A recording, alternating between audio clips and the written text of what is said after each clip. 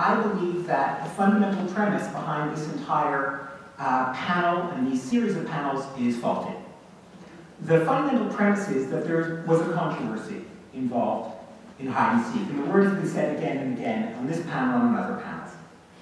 I don't think there was a real controversy involved. What we witnessed was gay bashing, a straightforward act of gay bashing by really one person, by a very unpleasant man called Brent Bozell III, who I had the singular misfortune of facing in dialogue on a debate on CNN. And my feeling very strongly is that he is more than 4% Neanderthal.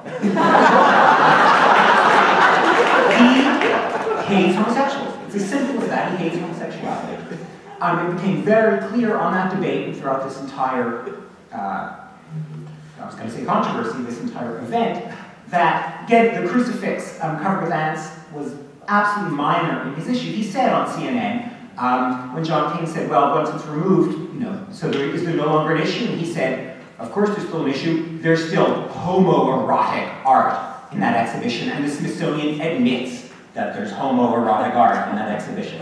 And it's fascinating, this term homoerotic, as far as he's concerned, is the worst derogation possible.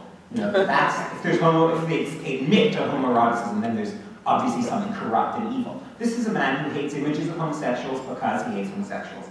That's what this was about. It was not a popular outcry against this exhibition. There weren't tens of thousands of people who went to see it and said, oh my God, can you believe what's happening? There weren't even tens of thousands of people who, before Brent Bozell got on board, thought there was a problem with having an exhibition such as the one that was at the Smithsonian. I looked at some numbers the other day. There are 82,846 members of the US Chess Federation. Imagine if you got a quarter of those people, if you organized them, if you sent a letter to your membership saying, hey, write a letter complaining about, let's say, hide-seek to Blake Gopnik and the directors of the Smithsonian, you could get 20,000 people writing, and that would seem as though it's a controversy, but of course it's completely ginned up, right? You can get 20,000 people to do anything, right? It's actually a very small number. The fact that I got 13,000 letters delivered to me all at once in a bunch of boxes doesn't mean that that represents what the American people think. I'm certain of that. So there wasn't actually a controversy here. All there was a guy who hates homosexuals creating a fuss. And what I wanted to do, and what I started out doing, was simply ignoring him, because that's what one should do with people like that. One can imagine a similar situation in other museums. You could easily imagine racists going to the the National Museum of American Indians saying, do you realize there are redskins, images of redskins in these exhibitions, right? They would hate that just for that reason. Or for that matter, an exhibition on race and natural history. What we witnessed was simply a straightforward gay bashing, and we gave it far too much power. I think that's a crucial mistake in this whole event. We allowed Brent Bozell to decide what good art is, which seems insane to me. I mean, I believe that everyone can have a view on art, but we certainly don't want to let any one person decide that. I mean, his main claim, it's weird. I didn't think so many people wanted my job. But clearly, his main interest is in deciding what art is and what good art is. And he kept saying again and again, A, that this wasn't, it's actually two contradictory claims. A, that what was in the hide-seek show wasn't art, but in fact, that it was bad art. It was hard to decide which he believed in more strongly. Is that what we want to do? Do we want to allow someone like that, or any one person for that matter, any one person to decide what the art means?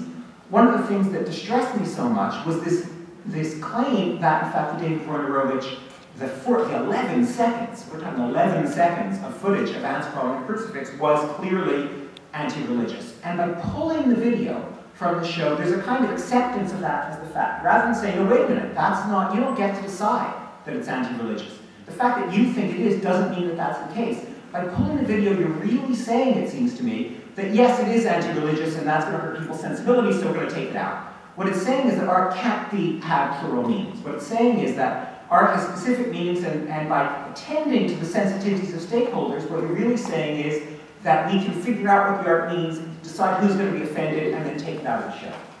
And I don't think you can do that. And several people, in fact, have said over the last couple of days talked about the importance of allowing the art to speak, because it may say very many different things to very many different people. So the idea of consulting stakeholders implies that you can know in advance what the art means. When you consult stakeholders, you're saying, what do you think about this? What do you think about art that's anti-religious? well, no one person has a monopoly, no group of people have a monopoly on deciding what the art means. You have to put it out there and let a large community decide what it means in all of its variety. It seems to me that if the phrase the increase in diffusion of knowledge came up earlier, it's hard for me to see how pulling a work of art out of an art exhibition increases knowledge and helps the diffusion of knowledge. It seems to do exactly the opposite. So it seems to me to go directly against the Smithsonian's mission to pull an exhibition, an object out of an exhibition, because in an art museum, and this is where it's very different, I think, than other kinds of museums, history or science museums, the objects are the knowledge. The knowledge isn't constituted by what a curator says, by what Kerry Barrow writes in a wall text, by what Kerry Barrow thinks he's doing in mounting an exhibition, even by contextualizing the objects with each other. The knowledge actually resides in the objects. Every time you remove an object from an exhibition, you're actually removing knowledge from the world for everyone who could come see this exhibition. And the peer-reviewed article that Christian talked about, the equivalent of that, it seems to me, in the art world is, in a sense, the peer-reviewed curator. The curator who's been given the responsibility, whose community has decided that they have the skills to make decisions about art. To allow someone else to decide what should or should not have in a show is closely akin, it seems to me, to allowing someone to decide allowing Brent Bozell to decide whether global warming is a fact or not. That is, you're actually subverting the process that we use to decide what interesting art is, to decide what art should be looked at and what art shouldn't be looked at. It seems to me we have to trust the science and the peer review process to get us some way towards figuring out the way the world is. And we have to allow our curators, our peer-reviewed curators, to decide what might, in the end, be interesting art. Now, they're going to get it wrong. Every critic in the world, I guarantee you that 99% of the opinions I hold so dearly now will look, if only I could live another 100 years, absolutely ridiculous in 100 years. But at any given moment, you have to allow certain procedures to be followed in order to decide what art can be up on walls and what art can't be up on walls. And the only procedure, in the most practical way that I can think of working, is allowing someone to make those decisions and standing behind them and saying, those are the decisions we made. Now let's look at this art for a year, for 5 years. Let's look at the catalog again in 10 years' time and decide, in fact, whether the curator got it right. Let's decide, in fact, whether in 10 years' time, 20 years' time, A Fire in My Belly by David Wojnarowicz is an interesting work and what it might mean. The thing you can't do is simply pull it out and decide now what should and shouldn't be seen, regardless of what the curator believes.